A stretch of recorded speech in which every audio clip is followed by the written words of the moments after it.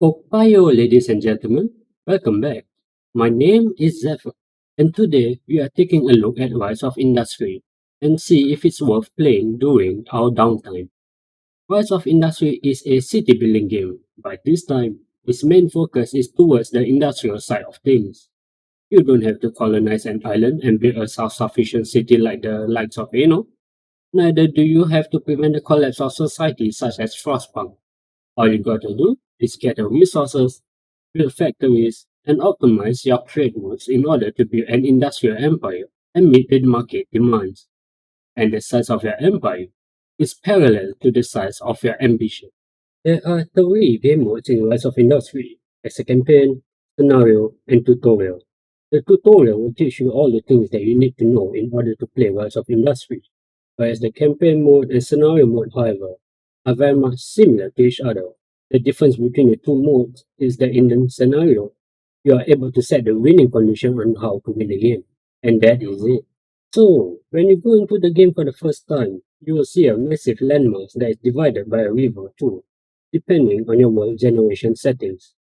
There are about 5 or 6 regions within that landmass, and each of which have their own cities and towns.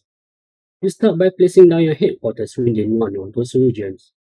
There are subtle differences between the cities, and that is the demand for goods that each city wants. Once you have taken a look at the demands of every city and settled down your headquarters, that is where the game starts in earnest. You are given 3 free research options to choose from, but it's only up to tier 2. But those free research are enough to get the cash flowing in. If the apples, grapes, and berries are selling at a high price in your starting town, you might want to get that research first instead of everything else. You set up your farm or crops, send water to them, and deliver your produce to shops once they are ripe for harvest. And that's the entire gameplay for Rise of Industry. It's simple and straightforward. You will spend the first few hours in Rise of Industry learning how to optimize your production chain, and you will eventually know which research will help optimize your production chain even further. For players that love to optimize everything under the sky, it won't come as a surprise if you restart your game multiple times. I myself restarted a few games in Rise of Industry every time I find a new optimal way to start the game. And that's the key takeaway you will get from Rise of Industry. This experience is all well and good, but when you start to hit the higher tier research, you will find that Rise of Industry can be incredibly dry, and that you would spend most of your time idling, doing nothing. Now, let me explain. Research in Rise of Industry costs money and time, and among the two resources, time is the most valuable.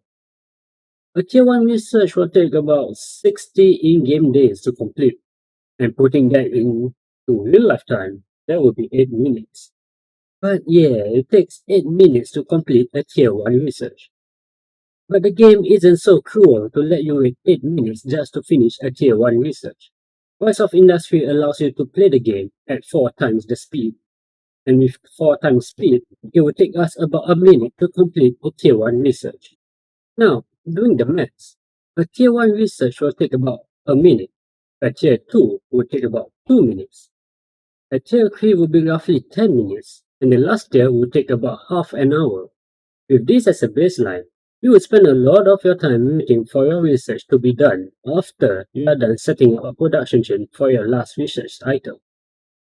And this is with 4 times the speed.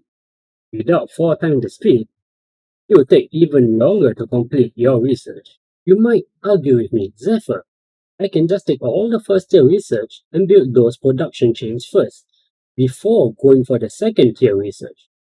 And to that I say, you can do that, but it will lead you to face a whole new challenge, and that is space. There is only so much space that every region has, and it isn't enough when you plan to build every single production building there is in Rise of Industry. Even if you focus on a specific industry tree, this would still be an apparent problem, and the further you are from the city, the more it will cost you in transportation fees. This isn't the only challenge you will encounter down the line. You gotta deal with pollution and AI cooperation. Fortunately or unfortunately, dealing with pollution and AI cooperation is very simple. Let's talk about pollution first. When you build your factories, pollution is bound to come along with it.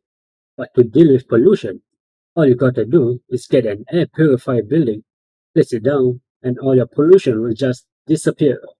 And just like that, the pollution is no longer a problem. As for the other challenge that you will face, the AI corporations are relatively harmless. In fact, they are harmless to the point that you might think of them as nothing but decoration set pieces. They don't infringe on your sales area, but you can definitely do that to them. You can get rid of the competition entirely by buying out all of their shares. And when that happens, all of their properties are now your properties. The AI don't even buy back their company shares to prevent a complete hostile takeover. So, rise of industry at a glance, or rather the first 5 hours or so, can be unexpectedly compelling to play. But once you have learned the ropes and know the effective way to go about doing things, the issues I mentioned earlier start to appear glaringly. And for that, I give Rise of Industry a 6 out of 10. Is Rise of Industry worth playing during your downtime? All I can say is that it's a yes and no, depending on your taste. It's a yes if you are new to city building genre and that you are looking for something really simple to dive into, something to get you started with, or that you simply love city building genre. But if you are a veteran in city building and you are looking forward to the complex challenges Rise of Industry have to offer, such as the likes of Eno, Crossfall, or City Skylines, I say you can skip on Rise of Industry as it does not provide that level of complexity. You can get Rise of Industry for $26 or your region equivalent. And as always, you can wait for it to be on sale. Rise of Industry is available only on the PC. Once again, my name is Zephyr, and I hope you will subscribe to my YouTube channel to show your support. I do reviews and non-commentary gameplay. If you'd like to read a written review on Rise of Industry, you can read it on the link in the description box below. I will see you in my next video. See ya!